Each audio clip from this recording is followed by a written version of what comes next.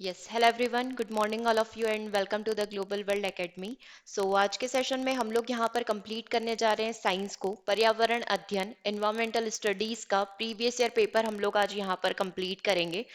हम लोग MP TET में जो एग्जाम हुआ था 2022 को, 5 मार्च 2022 का सेकेंड शिफ्ट हम लोग कंप्लीट करेंगे। ओके, स्टार्ट करते हैं आज के सेशन को। इसके पहले टोटल 35 क्वेश्चन इसमें ईवीएस के पूछे गए थे, जिसमें से कुछ क्वेश्चन हम लोग पहले कंप्लीट कर चुके थे। बचे हुए क्वेश्चन को आज के सेशन में हम लोग यहाँ पर कंप्लीट करने वाले हैं। ओके, इसका अलग से प्लेलिस्ट भी अवेलेबल है यूट्यूब पर, आप उसे जाकर इसमें जितने भी वीडियोस हैं वो सारे ही वीडियोस विजिट कर सकते हैं। साथ ही ईवीएस का आपका कंप्लीट कोर्स भी अवेलेबल है। जितने भी स्टूडेंट ईवीएस कोर्स के अंदर इनरोल करना चाहते हैं, जस्ट ₹299 में आप कंप्लीट कोर्स को यहाँ पर बाय कर सकते हैं। ओके, और जिसका वैलिडिटी रहेगा 2 साल का, 2 साल तक आप कोर्स को एक्सेस कर पाएंगे। ओके, इससे रिलेटेड और यदि कोई डाउट है तो आप हमें व्हाट्सअप कर सकते हैं या फिर डायरेक्टली ऐप से सारी डिटेल इसके बारे में ले सकते हैं। ओके, चलिए, तो क्वेश्चन नंबर 23 तक अपन प्रीवियस सेशन में कंप्लीट कर चुके थे। क्वेश्चन नंबर 24 से हम लोग यहाँ पर कंप्लीट करेंगे।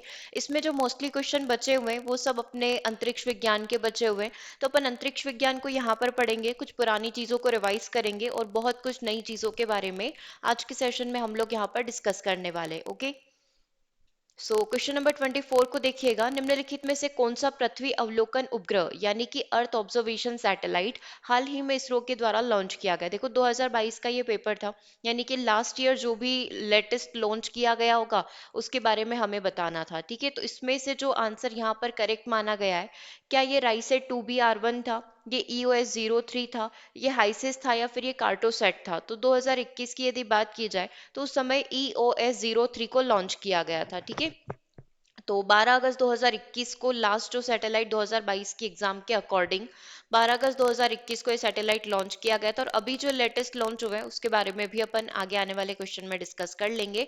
EOS-03 is a state of the art agile earth observation satellite which will be placed in geosynchronous transfer orbit by GSLV F10। ठीक है, GSLV F10 में इसको स्टैब्लिश यहाँ पर किया गया है। ओके, चलिए, क्लियर है ये वाला क्वेश्चन। EOS-03 अपना करेक्ट आंसर होगा, ये आप देख सकते हैं। ठीक है, EOS-03 satellite mission faces setback at cryogenic stage fails to ignite. मतलब ये इग्नाइट नहीं हो पाया, तो ये मिशन सक्सेसफुल नहीं हो पाया था। लेकिन क्वेश्चन पूछा गया है कि लेटेस्ट कौन सा लॉन्च किया गया है, तो EOS-03 को यहाँ पर लॉन्च किया गया है। ठीक है, किस व्हीकल के थ्रू इसको लॉन्च किया गया? तो जो भी लेटेस्ट अपना GSLV MK2 है उसके थ्रू यहाँ पर इसको लॉन्च किया गया है। ठीक है, अब ये MK2 कब आया था? ये 2001 के अंदर पेलोड आ चुका था। ठीक है, 2001 के अंदर इसको लाया गया था। कितने वजन तक उठा सकता है? ये 2 टन वजन तक उठा सकता है। ठीक है, पेलोड अर्थ ऑब्जर्वेशन सैटेलाइट है। रोल क्या, इसका कार्य क्या करना था? रियल टाइम मॉनिटरिंग करनी थी। जैसे कोई आपदा तूफान आदि चीजें आ जाती तो सैटेलाइट के थ्रू यहाँ पर मॉनिटरिंग करी जाएगी। तो जो टारगेट रखा गया था वो रखा गया था, EOS-03 के थ्रू हम लोग क्या करेंगे, इसको लॉन्च करेंगे। और जियो स्टेशनरी सैटेलाइट में इसको स्टैब्लिश किया गया, यानी कि पृथ्वी की सतह से 36,000 किलोमीटर की ऊंचाई पर इसको रखा गया है। ओके, चलिए अगला क्वेश्चन देखते हैं। SARAL is a joint satellite mission of oceanographic studies of India and India और किसके बीच में सरल समुद्री अभ्यास यहाँ पर किया गया है?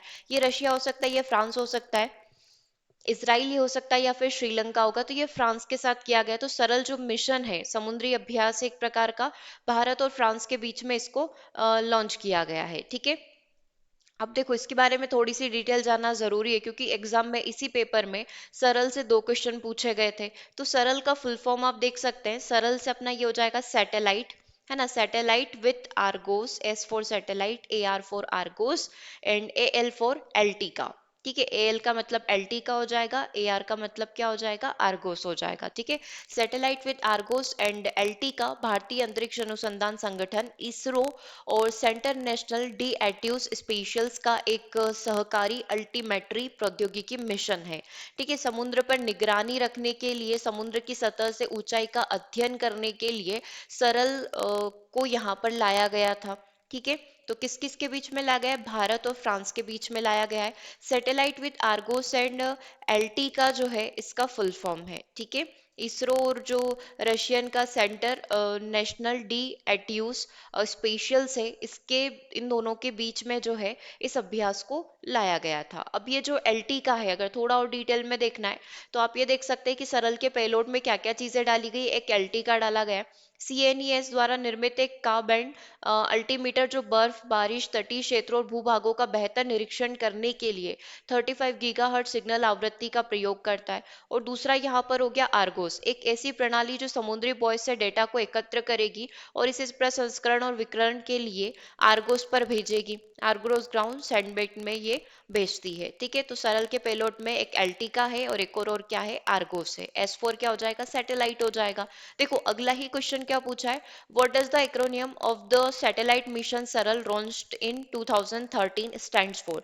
जो सरल मिशन, सैटेलाइट सरल मिशन है जो 2013 में लॉन्च किया गया था, इसका फुल फॉर्म क्या है। तो अभी आपने देखा ही था, एस से क्या हो जाएगा, सैटेलाइट हो जाएगा, AR से अपना आर्गोस हो जाएगा और AL से अपना क्या हो जाएगा, LT का हो जाएगा। तो satellite for Argos and LT का अपना करेक्ट आंसर हो जाएगा।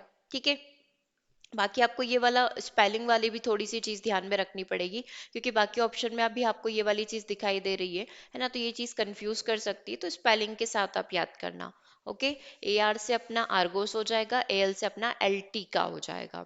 चलिए अगले क्वेश्चन की बात करते हैं, क्वेश्चन नंबर 27 को देखना, जो हमसे ये पूछ रहा है कि निम्नलिखित में से किसे इसरो के लद्दू घोड़े यानी कि वर्क हॉर्स ऑफ इसरो के नाम से जाना जाता है। Which of the following is known as the work horse of ISRO. ASLV को जाना जाता है, PSLV को, GSLV मार्क 2 को या GSLV मार्क 3 को यहाँ पर जाना जाता है। तो आपको ध्यान होगा इससे पहले जो अपनी दो क्लासेस हुई है उन दोनों में ही हमने इन चारों के बारे में डिस्कस किया था। ठीक है, जो अपना ASLV है, ये जो है अपना 1987 को लॉन्च किया गया था। फिर अपना जो PSLV है उससे थोड़ा सा एडवांस वर्जन है, 1993 को लॉन्च किया गया था। ये अभी अपन ने पढ़ाई कि MK2 2001 को आया था और ये 2017 में लॉन्च किया गया था। जैसे जैसे ये एक एक जनरेशन आगे बढ़ते जा रहे हैं, इनकी लोड ले जाने की कैपेसिटी बढ़ती जा रही है। जैसे कि अपना जो ASLV है, ये केवल 150 kg तक का लोड अपने साथ उठाकर लेकर जा सकता है। तो अपने को ये दिक्कत हो जाती है कि सैटेलाइट क्या होनी चाहिए, कम वजन की होनी चाहिए। लेकिन PSLV अच्छा है, 1 टन तक का वजन ये उठा सकता है। ठीक है, GSLV MK2 जो है 2 टन तक का वजन कैरी करके जा सकता है, खुद के ऊपर लाद कर ले जा सकता है। और जो GSLV MK3 बना हुआ है, ये 4.5 टन तक का वजन अपने साथ उठाकर स्पेस में लेकर जा सकता है। मतलब बेसिकली एक व्हीकल है, लॉन्चिंग व्हीकल है, जिसके थ्रू हम लोग क्या करते हैं, सैटेलाइट को लॉन्च करते हैं। तो इन सब में से मोस्टली जो सैटेलाइट्स है वो किसके द्वारा लॉन्च की गई है, तो ASLV, PSLV, GSLV MK2 या GSLV MK3। देखो ये वाली जो इन्फॉर्मेशन है, ये एक्स्ट्रा इन्फॉर्मेशन है, ये तो आपको याद करनी ही है। लेकिन सबसे ज्यादा जो अभी तक सैटेलाइट लेकर गया है वो PSLV लेकर गया है।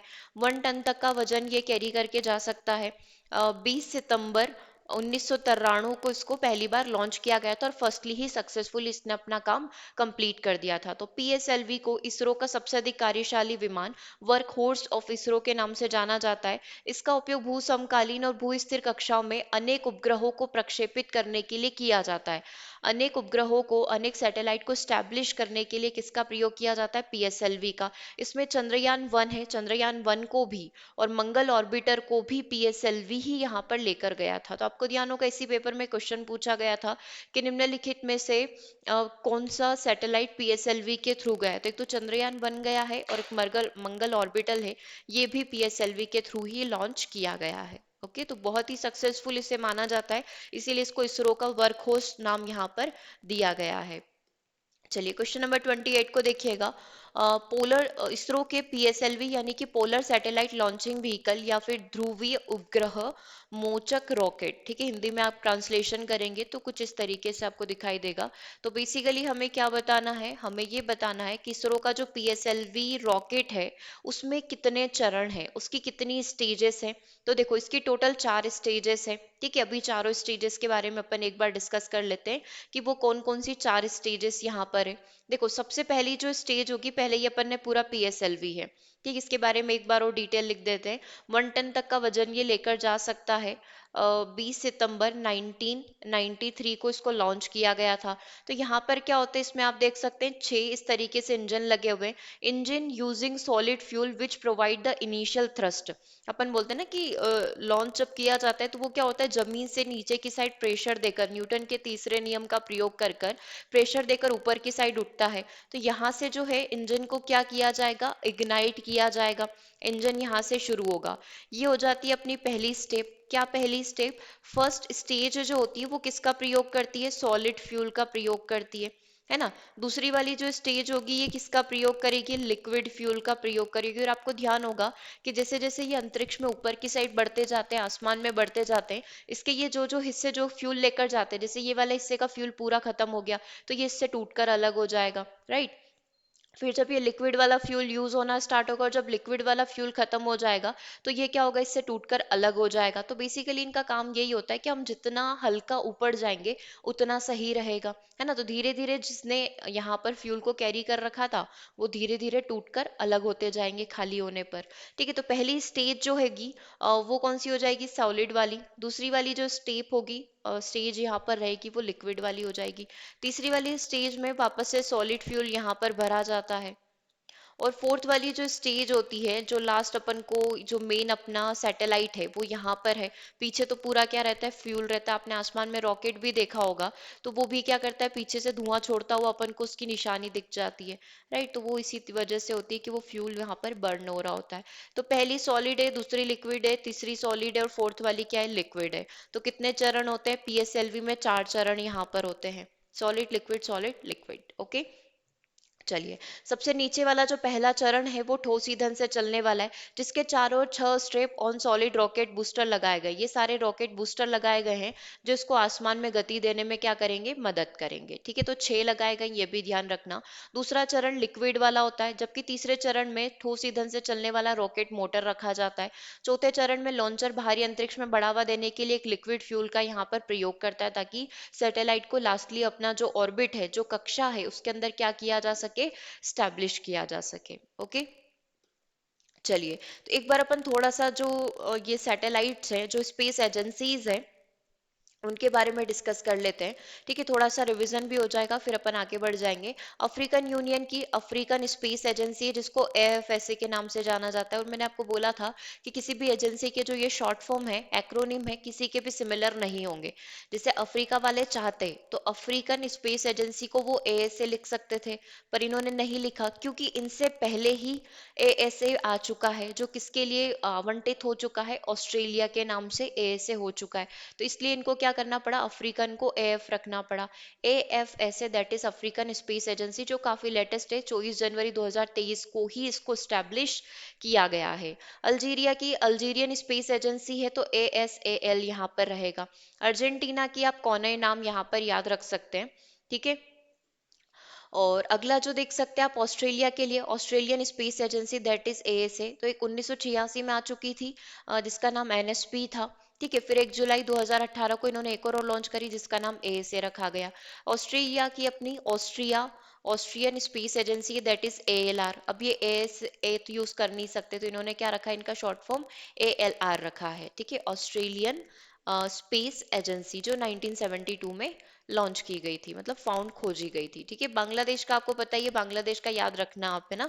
साप्रासो है, Bangladesh space research and remote sensing organisation, 1980 की है। बेल्जियम की Belgian institute of space aeronomy है, इसके 3 है, बीरा है, आईएएसबी और बीसा है, 1964 को ही आ चुकी थी। ब्राजील की ब्राजील स्पेस एजेंसी, 10 फरवरी 1994।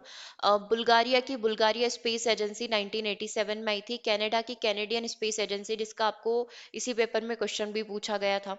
सीएसए और एएससी इसी के नाम है, 1 मार्च 1989 को इसको लॉन्च किया गया था। चिली की Chilean space agency, CSA, 2001। China की China national space administration, that is CNSA, 22 April 1993 को इसको लॉन्च किया गया था। ठीक है, आज के लिए इतना काफी है, बाकी के कल पढ़ेंगे। ठीक है, बाकी के और भी नाम है इसके अंदर। अभी तो अपन ए से स्टार्ट किए थे, ए से सारी कंट्री जो बड़ी बड़ी है उनका कवर कर लिया है, बी से हो गया और सी से अपन ने कवर कर लिया, डी से आगे अपन कल कंटिन्यू करेंगे। अगला क्वेश्चन देखना, न्यू स्पेस इंडिया लिमिटेड का जो नियंत्रण है, जो कंट्रोल है, वो किसके पास है? डीआरडीओ के पास या अंतरिक्ष विभाग भारत सरकार के पास? यानी कि डीआरडीओ के पास है? नहीं। डिपार्टमेंट ऑफ स्पेस यानी कि गवर्नमेंट ऑफ इंडिया के पास है? यस, बिल्कुल गवर्नमेंट ऑफ इंडिया के पास है। तो ओनली टू अपना करेक्ट आंसर हो जाएगा ये वाला। ठीक है, सही कोड अपन को चुनना था। सही कोड अपना अंतरिक्ष विभाग भारत सरकार है। अगला क्वेश्चन देखिएगा, भूतुल्यकालीन उपग्रह मोचक rocket mark GSLV mark two को किस वर्ष लॉन्च किया गया था। अब हिंदी में ये चीज कंफ्यूज हो रही, इसमें बोला गया है कि जीएसएलवी एमके टू जो था इसको कब लॉन्च किया गया था, तो आपको बताइए 2001 में लॉन्च किया गया था। ठीक है, 18 अप्रैल, अभी जस्ट आप पढ़कर आए, 18 अप्रैल 2001 को इसको लॉन्च किया गया था। कितने टन तक वजन लेकर जा सकता है, 2 टन तक ये वजन उठाकर लेकर जा सकता है। ठीक है, और इसके बाद जो MK3 है वो कब लॉन्च किया गया था, वो 2017 के अंदर लॉन्च किया गया। और इससे छोटा कौन है, मतलब इससे कम लेवल का, PSLV हो जाएगा, पोलर सैटेलाइट लॉन्चिंग व्हीकल, है ना। और ये जियो स्टेशनरी सैटेलाइट लॉन्चिंग व्हीकल हो गया। ओके, तो जो PSLV था वो अपना 2000, PSLV जो है 1993 में आया था। PSLV कब आया था, 1993 के अंदर। GSLV MK2 कब आया, 2001 के अंदर। MK3 कब आया, 2017 के अंदर। तो ये सारे नाम आप ध्यान रखेंगे। ठीक है, तो भारत के भू स्थिर उपग्रह प्रक्षेपण यान यानी जीएसएलवी की पहली विकासात्मक परीक्षण उड़ान आज शाम, मतलब डेट बताई गई है 18 अप्रैल 2001, चेन्नई से लगभग 100 किलोमीटर दूर उत्तर में श्रीहरिकोटा स्थिर सार केंद्र से सफलतापूर्वक लॉन्च की गई थी। सक्सेसफुली इसने अपना 18 अप्रैल 2001 को परीक्षण कर लिया था। ओके, ये आप देख सकते हैं, अगर आपको देखना है, ये SLV3 है, ये SLV है, ये PSLV है, GSLV MK2 जिसके बारे में आपसे पूछा गया है, और ये MK3 है। अब सबका पेलोड भी आपसे पूछा जा सकता है, जैसे कि पेपर 1 था उसमें आपसे SLV3 का पेलोड पूछा गया था 45 किलो का, मतलब कितना लेकर जा सकता है। ये 150, ये 1 टन, ये 2 टन और ये 4.5 टन। ठीक है, इसका लिफ्ट ऑफ वेट कितना है, 17 टन है। इसका लिफ्ट ऑफ वेट 39 टन है। PSLV का 295, क्योंकि जैसे जैसे बढ़ते जाएंगे इनकी कैपेसिटी बढ़ेगी तो इनका वजन भी बढ़ेगा। ये टोटल 400 टन का है और ये 629 टन का है। ओके, चलिए अगले क्वेश्चन को देखिएगा, भूतुल्यकालीन उपग्रह प्रमोचक rocket mark GSLV mark two के बारे में कौन सा कथन सही नहीं है। करिए, इसका आंसर करिए। इसमें आप चारों चीजें पढ़ सकते हो, उसमें पूछा गया है कि कौन सा स्टेटमेंट यहाँ पर इनकरेक्ट है। The first launch of GSLV was unsuccessful, अभी जस्ट आपने पढ़ा कि GSLV MK2 का जो फर्स्ट परीक्षण था 18 अप्रैल 2001 को वो सक्सेसफुली हो चुका था। आंध्र प्रदेश से पहली बार इसको लॉन्च किया गया था और पहला ही इन्होंने सक्सेसफुली लॉन्च कर दिया। तो अपन को क्या बताना है, गलत बताना है, तो ये स्टेटमेंट गलत है, तो ये आपका आंसर हो जाएगा। बाकी के और ऑप्शन भी पढ़ो, इससे और चीजें पता चलेगी। GSLV MK2 जो है भारत द्वारा विकसित किया गया सबसे बड़ा लॉन्चिंग वाहन है, बिल्कुल सही बात है। तीसरा, यह चौथी पीढ़ी का प्रक्षेपण यान 4 तरल स्ट्रेप ऑन के साथ 3 चरण वाला वाहन है, तो ये बात भी बिल्कुल सही है। फोर्थ जनरेशन का है, क्योंकि पहला वाला तो अपना SLV है, दूसरा वाला ASLV है, तीसरा वाला PSLV है, और फोर्थ वाला अपना GSLV MK2 है ना। तो फोर्थ जनरेशन हो गई यहाँ पर। तो फोर्थ जनरेशन पीढ़ी का प्रक्षेपण यान 4 तरल स्ट्रेप ऑन के साथ 3 चरण वाला ये वाहन रहेगा, बिल्कुल सही बात है। तो ये लिक्विड फ्यूल वाला होता है। और अगला देखना, GSLV निम्न पृथ्वी कक्षा LEO यानी कि लो अर्थ ऑर्बिट जो है में 5000 किलो नित भारत तक प्रक्षेपित कर सकता है। मतलब ये क्या करेगा, 5000 किलो तक लो अर्थ ऑर्बिट में वजन लेकर जा सकता है, निम्न पृथ्वी कक्षा में इतना वजन लेकर जा सकता है। तो बिल्कुल सही बात है कि कितना भार लेकर जा सकता है, 5000 किलो तक का भार अपने साथ लेकर जा सकता है। ओके, तो अपन को क्या बताना था, इनकरेक्ट बताना था, तो इनकरेक्ट ऑप्शन नंबर 1 है, बाकी की तीनों चीजें यहाँ पर करेक्ट है। ठीक है, तो ये तो हो गए अपने सैटेलाइट के क्वेश्चन। अब इसमें कुछ पेडागोजी के क्वेश्चंस भी है, उन्हें भी कंप्लीट कर लेते हैं।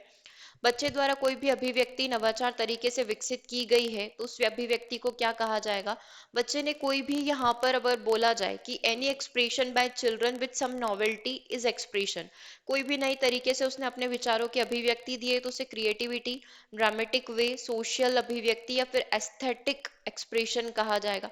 तो बच्चे की अगर कोई नई अभिव्यक्ति है तो उसे क्रिएटिविटी अपन बोलते हैं। आंसर क्या हो जाएगा, ऑप्शन नंबर 1। अगला क्वेश्चन नंबर 33 देखिएगा, इसका आंसर करिएगा। इसका आंसर यहाँ पर क्या होगा, शिक्षक को उन गतिविधियों के साथ पाठ की योजना बनानी चाहिए जिसका उद्देश्य कक्षा में युवा शिक्षार्थियों के बीच में पोषण करना है। The teacher should plan lessons with activities that aim to, मतलब टीचर को कुछ इस तरीके से लेसन प्लान करना चाहिए जो बच्चों की एक्टिविटी जो है उसको क्या करते हो, बढ़ावा देते हो, है ना। तो उससे किन किन चीज़ों को यहाँ पर बढ़ावा मिलेगा, उसकी एक्सप्रेसिवनेस को बढ़ावा मिलेगा, उसकी क्रिएटिविटी को बढ़ावा मिलेगा, उसकी इमेजिनेशन को, और उसकी फिजिकल स्ट्रेंथ को। अब अपन को जो कोड चुनना है वो इनमें से चुनना है कि यहाँ पर जो करेक्ट कोड बनेगा वो क्या बनेगा। बच्चों के बीच में किन किन चीज़ों को यहाँ पर वो करना है, उनका पोषण करना है, उनको नर्चर करना है। एक्सप्रेसिवनेस, कि वो अपने विचारों को अच्छे से अभिव्यक्त कर पाए। बच्चों की इमेजिनेशन को, जो उनकी कल्पना की क्षमता है वो बढ़े, कल्पनात्मक शक्ति बढ़े, और उनकी क्रिएटिविटी यहाँ पर बढ़े। तो डेफिनेटली इन तीनों चीज़ों को यहाँ पर बढ़ावा मिलना चाहिए। तो ऑप्शन नंबर डी यानी कि 1, 2 एंड 3 अपना करेक्ट हो जाएगा, क्योंकि चारों तो है नहीं तो अपन फिजिकल को डायरेक्टली सिलेक्ट करेंगे नहीं। जो तीन सबसे ज्यादा करेक्ट है उन्हें आप यहाँ पर क्या कर सकते हैं, सिलेक्ट कर सकते हैं। ठीक है, चलिए नेक्स्ट क्वेश्चन नंबर 34 को देखिएगा। एक शिक्षिका ने छात्र को अपने पास के एक पेड़ का चित्र बनाने का कार्य दिया। शिक्षिका ने क्या करा, अपने छात्र को जो है अपने घर के पास जो पेड़ है उसका चित्र बनाने को कहा, और वह सभी चीजें जो उस पेड़ के आसपास है ये भी बनाए, मतलब चित्र में वो सारी चीजें भी दिखाए। मतलब सिंपल सी बात है, एक टीचर ने बच्चे को बोला कि आज तुम घर जाओगे तब तुम्हारे घर के पास जो भी पेड़ है उस पेड़ का चित्र बनाना, और ये चीजें भी देखना कि उस पेड़ के आसपास क्या क्या है। उस पेड़ के नीचे मान लो कोई इंसान सो रहा हो, कोई बर्ड उस पेड़ पर बैठे हुए हो, किसी बर्ड ने घोंसला बना रखा हो, जो भी अराउंड जो भी चीजें हैं वो सारी चीजें देखी जाए, है ना, उन सारी चीजों का चित्र बनाया जाए। तो ये किस प्रकार का अधिगम है, ये अवलोकन है, ये डिमॉन्स्ट्रेशन है, ये क्रिएटिव एक्सप्रेशन है, या फिर ये प्लेवे मेथड है। देखो बात तो ये है कि वहां पर बच्चे ने जो जो भी देखा उसको क्या करे, बच्चा उसको ड्रॉ कर दे, उसका चित्र बना दे। यानी कि इस यहाँ पर बच्चों की ऑब्जर्वेशन मेथड का प्रयोग किया जा रहा है। बच्चे ने जो भी अवलोकन किया है उसका उसको चित्र बनाना है। अगला क्वेश्चन देखिएगा। मूल कलाएं अक्सर बच्चों को वह अभिव्यक्ति करने के लिए प्रेरित करती है जो वो बोलना नहीं चाहते। राइट, क्या कहा गया है, नॉन वर्बल आर्ट जो होता है ऑफन इनकरेज स्टूडेंट, वो जो बच्चों को इनकरेज करता है to express those thoughts and feeling which they do not like to see. मतलब वो जो बच्चे कहना नहीं चाहते, नॉन वर्बल आर्ट के थ्रू उनके वो एक्सप्रेशन बाहर लाए जाते हैं। तो ये कौन सी रचनात्मक अभिव्यक्ति है, ये स्पीच है, ये लाइव बैंड प्रदर्शन है, ये म्यूजिक है, या फिर ये गति और नृत्य है। तो बेसिकली ये जो क्रिएटिविटी है इसे क्या नाम दिया जाएगा, इसे नाम दिया जाएगा मूवमेंट एंड डांस। ठीक है, तो अब इसमें से आप देख सकते हैं कि म्यूजिक है ना, तो संगीत में भी बोलकर ही काम होगा, स्पीच में भी बोलकर होगा। लाइव परफॉर्मेंस ऑफ बैंड का अगर अपन लाइव प्रदर्शन करें तो उसमें गाना और डांस करना या जो भी एक्टिविटी है वो सब साथ के साथ होगी। लेकिन मूवमेंट करना और डांस करना में अपन को वो नहीं करना पड़ेगा कि बोलकर या उसके थ्रू, है ना, बोलकर या स्पीच के थ्रू जो है हमें करना पड़ेगा। तो इसमें मूवमेंट और डांस करेक्ट हो जाएगा, है ना। बच्चों को अभिव्यक्ति अपने विचारों को प्रस्तुत, जैसे कथक हो गया या एक्स वाई जेड जो भी डांस यहाँ पर हो गए, है ना, तो एक्सप्रेशन के थ्रू, अपने हाव भाव के थ्रू जो है यहाँ पर अपने विचारों को अभिव्यक्त करना है। ठीक है, तो मूवमेंट और डांस यहाँ पर अपना करेक्ट हो जाएगा। ठीक है, अगला क्वेश्चन देखिएगा, क्वेश्चन नंबर 36। वायु प्रदूषण के लिए निम्नलिखित में से कौन सा प्रबंध विकल्प है। Which of the following is management option for air pollution. सबसे पहला है स्वच्छ ईंधन का उपयोग करके परिवहन योजना को कंट्रोल करना, सीएफसी का उपयोग करना, चिमनी के माध्यम से धुआं निकालना, लकड़ी का अधूरा दहन करना। इसने बोला है कि अगर आप वायु प्रदूषण को मैनेज करना चाहते हैं तो आप कौन सा तरीका अपनाएंगे। तो स्वच्छ ईंधन का प्रयोग करेंगे ताकि वायु प्रदूषण क्या हो, कम हो। तो ऑप्शन नंबर 1 करेक्ट हो जाएगा। क्वेश्चन नंबर 37 को देखिएगा। क्वेश्चन नंबर 37 का answer, a large number of interconnected food chains in an ecosystem together form to establish ecological balance. एक पारिस्थितिकी तंत्र में बड़ी संख्या में बहुत सारी खाद्य श्रृंखलाएं मिलकर, बहुत सारी फूड चेन मिलकर किसका निर्माण करती है, जिसकी वजह से इकोसिस्टम बैलेंस रहता है, जिसकी वजह से पारिस्थितिकी तंत्र यहाँ पर संतुलित रहता है।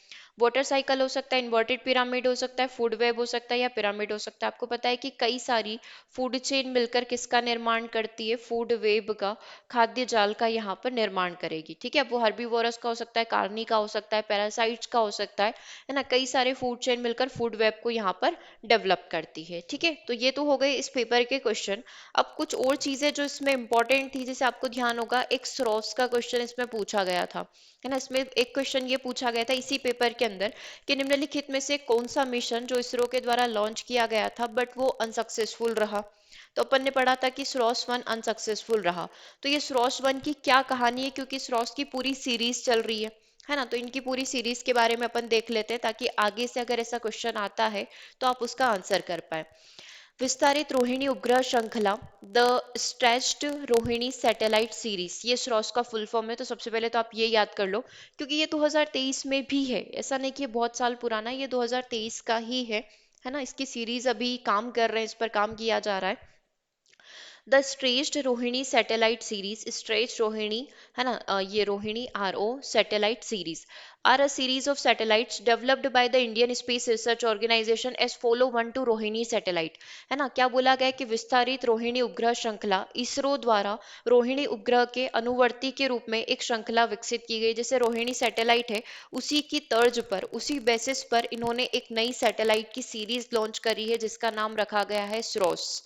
ठीक है, अब आगे देखते हैं। खगोल भौतिकी, पृथ्वी रिमोट सेंसिंग और ऊपरी वायुमंडल की निगरानी प्रयोगों के साथ साथ एक नए और अभिनव अनुप्रयोग उन्मुक्त मिशन के लिए इसको लॉन्च किया गया है। मतलब एस्ट्रोफिजिक्स के लिए, अर्थ रिमोट सेंसिंग के लिए, कि सैटेलाइट के थ्रू जो है पृथ्वी की निगरानी यहाँ पर करी जाएगी। अपर एटमॉस्फेयर का मॉनिटर करने के लिए, जो ऊपरी वायुमंडल है उसकी देखरेख करने के लिए, उसको मॉनिटर करने के लिए कि क्या क्या एक्टिविटीज यहाँ पर हो रही है, इन सब के लिए किसको लॉन्च किया गया है? स्रोस को लॉन्च किया गया है। ये उपग्रह सर्वधित उपग्रह प्रक्षेपण यान की विकासात्मक उड़ानों का पेलोड थे। दिस सैटेलाइट्स, यानी कि ये जो स्रोस की सीरीज है, were the payload of the developmental flights of the augmented satellite launching vehicle. मतलब जो ASLV जो आपने पढ़ा था, जो कि कब लॉन्च किया गया था? 1987 में, जो कि सेकेंड जनरेशन का सैटेलाइट है, क्योंकि सबसे पहला तो SLV है, दूसरा ASLV है, तीसरा PSLV है, फोर्थ GSLV MK2 है, और फिफ्थ क्या है? GSLV MK3 है। तो बेसिकली ये जो स्रोस है ये पेलोड्स है। पेलोड क्या करते हैं? पेलोड मतलब व्हीकल हो गए, जो किसी भी सैटेलाइट को अपने ऊपर बिठाकर अंतरिक्ष में लेकर जाएंगे। तो ये स्रोस सीरीज वही है। This satellite were the payload. ये सब क्या है? इसकी जो सीरीज है ये सब पेलोड है, ये अपने साथ क्या करेंगे? लेकर जाएंगे। ठीक है, this satellite were the payload of the developmental flight of the augmented satellite launching vehicle. मतलब ये जो उपग्रह, संवर्धित उपग्रह प्रक्षेपण यान, यानी कि ASLV है, इन सभी के लिए क्या करते थे? पेलोड की तरह कार्य करते थे। ठीक है, अब स्रोस की जो जो सीरीज चली है उनके बारे में देख लेते हैं। SROSS 1 and SROSS 2, the first two satellite in this series, ये रोहिणी की जो दो सैटेलाइट है A एंड B, ये दोनों ही जो है अपना कार्य कंप्लीट नहीं कर पाई। Didn't make it into orbit due to launch vehicle failure, क्योंकि लॉन्च व्हीकल फेल्यूर के कारण ये दोनों सैटेलाइट जो है अंतरिक्ष में नहीं पहुंच पाई, अपनी कक्षा में नहीं पहुंच पाई। तो निम्नलिखित में से कौन सा मिशन असक्सेसफुल रहा? स्रोस 1 अनसक्सेसफुल रहा लॉन्चिंग व्हीकल की वजह से, और स्रोस 2 भी यहाँ पर रोहिणी का अनसक्सेसफुल रहा। फिर आया अपना SROSS C, the third SROSS C, also known as SROSS और C, है ना। 3 को C के नाम से भी यहाँ पर जाना गया, क्योंकि पहली सीरीज A है, दूसरी B है, तीसरी 3 भी है, और आप इसको C भी कह सकते हैं। Attended a lower than planned orbit on 20 मई 1992, है ना। 1992 में क्या किया गया? इसका जो टारगेट था वहां तक तो नहीं पहुंच पाया, लेकिन लोअर अर्थ ऑर्बिट जो है वहां तक ये पहुंच गया था। इसका जो टारगेट था, जहां पर इसको पहुंचना था, जिसके लिए इसको लॉन्च किया गया था, वहां तक ना पहुंचते हुए उससे थोड़ा सा नीचे तक ये रीच कर गया था। तो पूरी तरीके से अपन इसको सक्सेसफुल नहीं बोल सकते, बट ठीक है, इसने अपना कुछ काम यहाँ पर किया। फिर अगली सीरीज आई स्रोस C के बाद स्रोस C2, ये 4 मई 1994 को लॉन्च किया गया था। The gamma ray burst experiment on broad Source C2 are an improved version of the GRB payload flown successfully on the Source C satellite। मतलब जो सैटेलाइट को इसके थ्रू लॉन्च किया गया था वो सक्सेसफुली यहाँ पर लॉन्च हो चुका था, और जितनी एक्सपेक्टेशंस थी उससे बहुत अच्छा काम यहाँ पर हुआ। तो स्रोस की सीरीज की बात करें तो A और B यहाँ पर फेल हो गए। C ने थोड़ा बहुत काम यहाँ पर किया, जितना टारगेट था उससे थोड़ा नीचे तक ये पहुंच गई थी। ठीक है, और स्रोस C2 बहुत अच्छे तरीके से लॉन्च यहाँ पर हो चुका है। ओके, तो ये क्वेश्चन आपसे एग्जाम में पूछा गया था, क्योंकि करंट में ये न्यूज़ भी था, न्यूज़ में भी ये वाली चीज़ थी। ओके, चलिए, तो आज के लिए इतना काफ़ी है। सैटेलाइट से रिलेटेड आपने जितनी भी चीज़ें पढ़ी है उन्हें अच्छे से याद करिएगा। टाइम टू टाइम रिवाइज करते रहना, क्योंकि ये चीज़ें ऐसी है कि आप थोड़े दिन नहीं पढ़ोगे तो सब कुछ भूल जाओगे, एक वर्ड भी आपको याद नहीं रहेगा इसका। ओके, सो रिवाइज करते रहना। इसके आगे हम लोग, इसके आगे की जो चीज़ें हैं वो नेक्स्ट सेशन में कंप्लीट करेंगे। ओके, सो मिलते हैं हम लोग अपने नेक्स्ट सेशन में। Thanks for watching.